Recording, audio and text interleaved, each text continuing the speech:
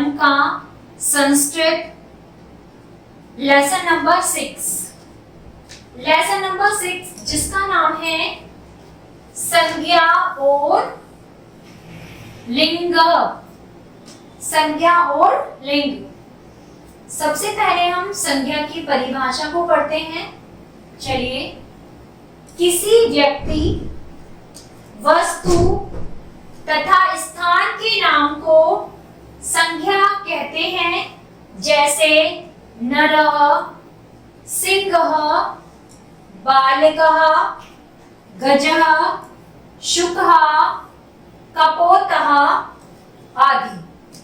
तो ये हमारी क्या है, क्या पढ़ा है हमने, संज्ञा की परिभाषा। अब संज्ञा क्या होती है, किसी व्यक्ति, जहां किसी व्यक्ति की बात हो रही हो।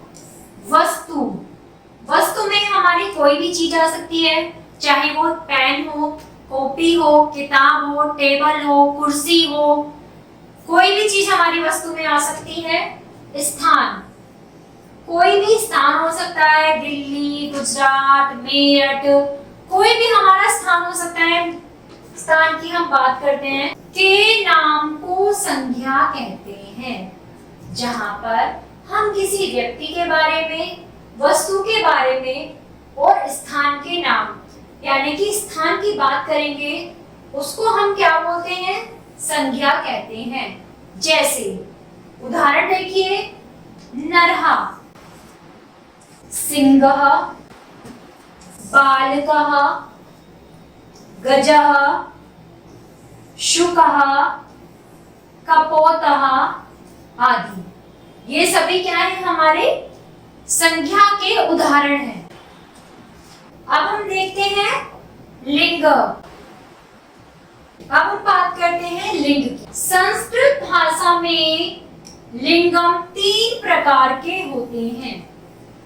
प्यारे बच्चों, आपको एक चीज को ध्यान रखना है, जब हम हिंदी और संस्कृत पढ़ते हैं, उसमें सबसे जो हमारी इंपॉर्टेंट चीज है, जो हमारी अलग है, वो यही है कि हमारी हिंदी भाषा में 2 लिंग पाए जाते हैं, स्त्रीलिंग और पुल्लिंग।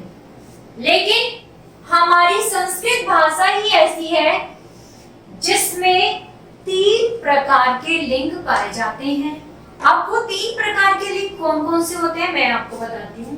देखिए, लिंग नंबर 1 पुल्लिंगम, यानी कि पुरुषवाचक, जिसमें किसकी बात हो रही होगी, पुरुष की बात हो रही होगी। दूसरा है हमारा स्त्रीलिंगम, यानी कि स्त्रीवाचक, जहां पर किसकी बात हो रही होगी, स्त्री के बारे में बात हो रही होगी। थर्ड है हमारा नपुंसकलिंगम, उसमें हम स्त्री, पुरुष या हमारी कोई भी अजीवित जो हमारी वस्तु है उसके बारे में बात करेंगे। चलिए, सबसे पहले बात करते हैं पुल्लिंगम की। जिन शब्दों से पुरुष जाति का बोध होता है उन्हें पुल्लिंगम कहते हैं। मैंने आपको बताया था, जिन शब्दों से, यानी कि जो हम शब्द बोलते हैं जिनमें हमें पुरुष जाति का आभास होता है, वो क्या कहलाते हैं, पुल्लिंगम कहलाते हैं, यानी कि पुरुष। अब देखिए, यहां पर हम बात कर रहे हैं चिकित्सक, चिकित्सकः, एक चिकित्सक की बात हो रही है, जो क्या है, पुल्लिंग है, और उसका हिंदी अनुवाद क्या है, चिकित्सक। शशकः, शशकः हिंदी अनुवाद खरगोश। हंसः हिंदी अनुवाद हंस। मूषकः चूहा। अब आपने देखा, हमने यहाँ पर जितना भी पढ़ा हुआ है सब क्या था, पुरुष जाति को प्रदर्शित कर रहा था, जिससे हमें ये पता चल रहा था कि ये पुल्लिंगम में आ रहा है। ठीक है, अगला प्यारे बच्चों हम बात करते हैं स्त्रीलिंगम। जिन शब्दों से स्त्री जाति का बोध होता है उन्हें स्त्रीलिंगम कहते हैं। उदाहरण देखिए, श्री देवी लक्ष्मी।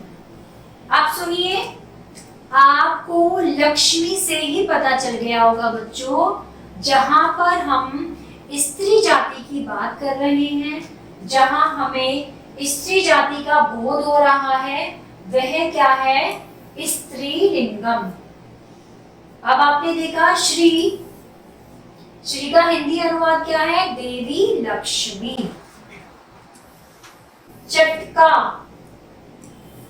का हिंदी अनुवाद चिड़िया। धेनु का हिंदी अनुवाद गाय। मार्जरी बिल्ली। अब आपने देखा, गाय हमारी स्त्री जाति को बताती है, मार्जरी बिल्ली स्त्री जाति को बताती है। तो ये हमारा क्या था? स्त्रीलिंगम। चलिए अब हम बात करते हैं नपुंसकलिंगम।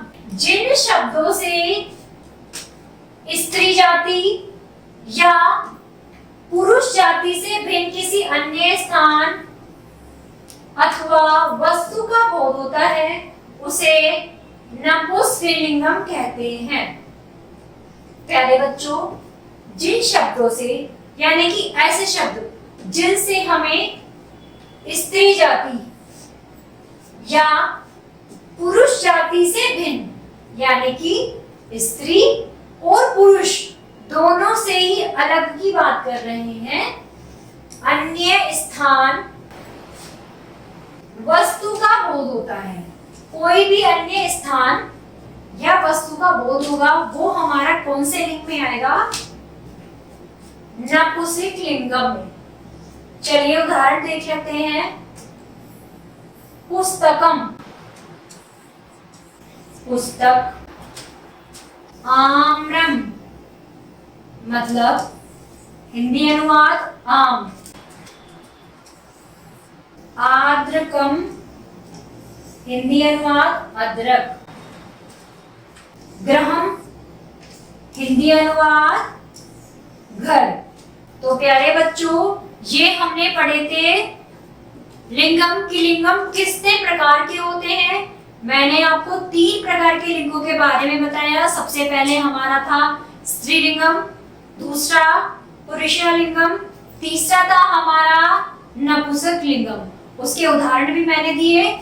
आशा करती हूँ आप सभी को ये समझ आया होगा। धन्यवाद।